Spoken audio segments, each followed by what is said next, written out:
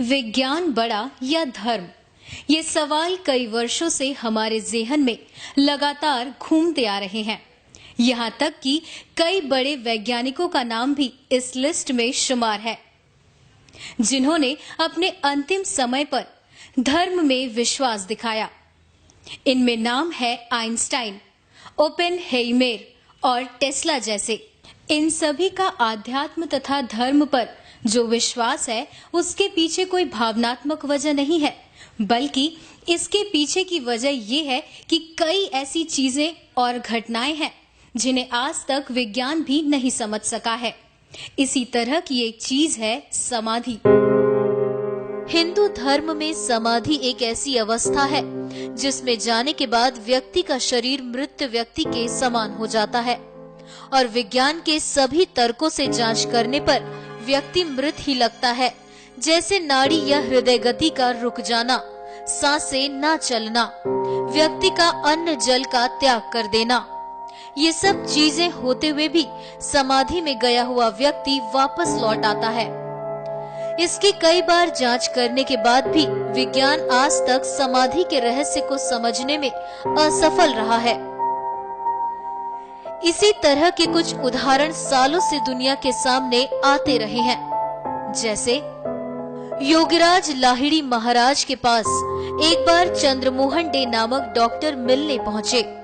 लाहिड़ी महाराज ने उनसे पूछा कि तुम्हारा विज्ञान किसी को भी मृत कैसे घोषित करता है।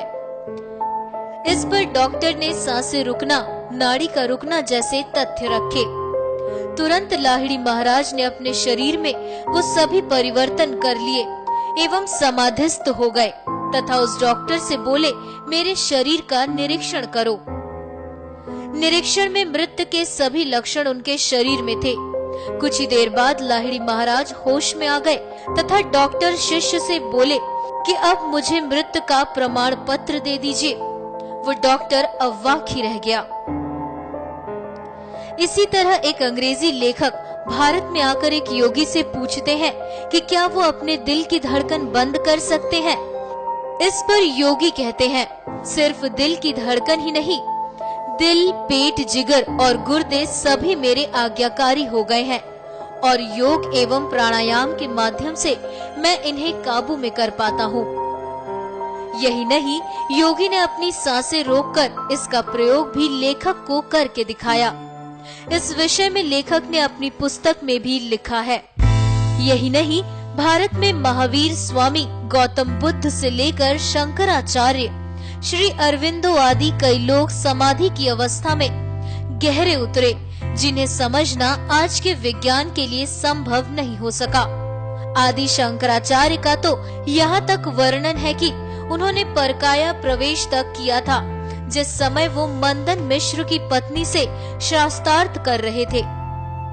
इसी तरह अमेरिका के न्यूरोसर्जन डॉक्टर एबन अलेक्जेंडर ने अपनी पुस्तक प्रूफ ऑफ हेवन में अपने मृत्यु के बाद वापस जीवित हो जाने के विषय में विस्तार से लिखा है।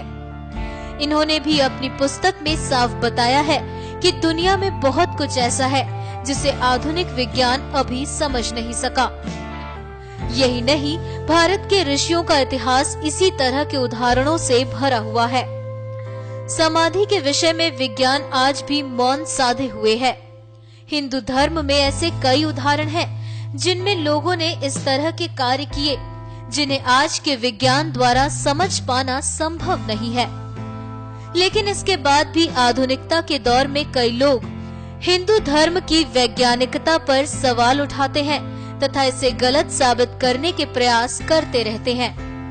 इसी तरह का एक उदाहरण है पंजाब के आशुतोष महाराज का, जिन्होंने 2014 में समाधि लेने से पहले अपने शिष्यों से कहा था कि वो वापस आएंगे।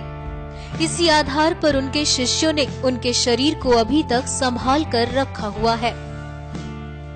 लेकिन कुछ लोगों ने कोर्ट में यह अपील डाल दी कि उनके शरीर को जला देना चाहिए। इसके पीछे उन लोगों का हाथ था जिन्हें आशुतोष महाराज ने समाधि में जाने से पहले नशाखोरी फैलाने, समाज में वैमनस्यता फैलाने और पंजाब में हिंदू सिख दंगे करवाने से रोक रखा था। अब चूंकि आशुतोष महाराज समाधि में चले गए, तो इन लोगों को मौका मिल गया कि उनके सभी आश्रमों को और शिष्यों को तोड़ दिया जाए। इसीलिए वो लोग चाहते हैं कि आशुतोष महाराज का शरीर जला दिया जाए, जिससे उनके सभी भक्त तितर बितर हो जाएं और जो आध्यात्म और समाज सेवा का कार्य उनके आश्रम द्वारा चलाया जा रहा है वो समाप्त हो जाए, जिससे इन लोगों को अपने मंसूबों को पूरा करने का मौका फिर से मिल जाए। लेकिन आशुतोष महाराज के भक्तों का भी मानना है कि उनके महाराज वापस आएंगे और उन्होंने शरीर को संभाल कर रखा हुआ है। ऐसे में कोर्ट के पास ये मामला गया हुआ है। अब चंडीगढ़ कोर्ट ने पिछली बैठक में मीडिया के अनुसार जज ने आशुतोष महाराज के भक्तों एवं वकीलों से ये प्रश्न पूछे हैं कि इसका क्या सबूत है कि आशुतोष महाराज संत हैं, एवं समाधि के विज्ञान पर भी सवाल उठाए हैं। जरूरी नहीं कि हर सवाल का कोई जवाब ही हो। अक्सर कई सवाल कई और नए सवालों को जन्म देते हैं। ऐसे ही इस कोर्ट की टिप्पणी के बाद कई सवाल और उठने लगे हैं। कोर्ट को महाराज के शरीर को जलाने की इतनी जल्दी क्यों है? वैसे तो आशुतोष महाराज बड़े संत हैं और उनके लाखों अनुयायी हैं, पर यदि एक तरफ ये भी मान लिया जाए कि आशुतोष महाराज साधारण व्यक्ति हैं, तो भी कोर्ट को किसी व्यक्ति के शरीर को जलाने से क्या सरोकार? यदि लाखों भक्तों की श्रद्धा से जुड़ा ये मामला है तथा भारत का संविधान भी आस्था की रक्षा करने की इजाजत देता है, तो फिर किसी को भी ये बिना कारण के कहना कि शरीर समाधि में नहीं है और उसे जला देना चाहिए, ये कहाँ तक उचित है? आशा करते हैं कि कोर्ट इस बार जलीकट्टू की तरह लोगों की भावनाओं को ठेस नहीं पहुंचाएगा और हिंदू समाज को उनकी आस्था के आधार पर कार्य करने की इजाजत दे देगा।